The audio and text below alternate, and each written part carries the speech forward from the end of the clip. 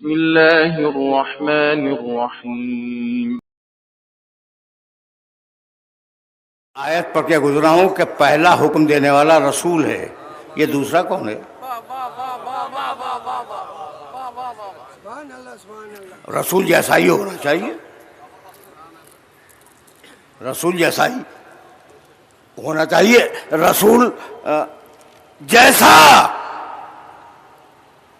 एक हुक्म देने वाला रसूल, दूसरा कोई है जो रसूल से मुशाबे है। अब उसे कहाँ ढूंढते फिरें कि ये दूसरा कौन है जो अदल का हुक्म देता है रसूल के अलावा? एक साहबी रसूल ने रज़ी अल्लाह अन्हु रसूल अल्लाह से पूछा कि या रसूल अल्लाह, आप तो हैं अमर करने वाले अदल का, ये दूसरे कौन बुजुर्ग हैं आपके अलावा जो अमर करते हैं अदल का? रावी कहता है कि अली के घर का दरवाजा मस्जिद ही में था ना।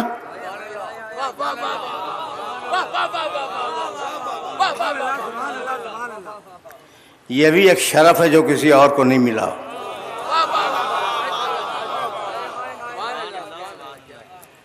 क्या समझा तुमने मस्जिद नबवी को? उसके लिए हुक्म है कि मेरे और अली के बच्चे इस मस्जिद में पैदा होंगे। तो कहां मस्जिदों के पैदा होने वाले बच्चे और कहां शहर के चौराहों पे पैदा होने वाले बच्चे?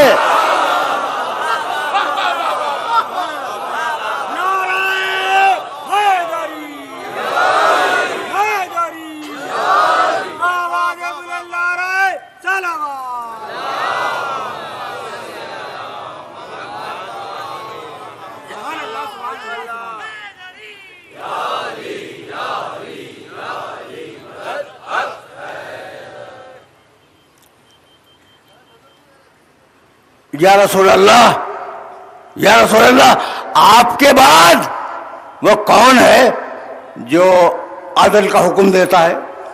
अली का दरवाज़ा खुला, और जब अली का दरवाज़ा खुला तो अली निकले दरवाजे से। पूछने वाले, अब ये साइकोलॉजी है, पूछने वाले ने मुड़ के देखा कौन निकला। साइकोलॉजी है या नहीं? देखा कि अली निकल रहे हैं, फिर कहा या रसूलल्लाह वो कौन है?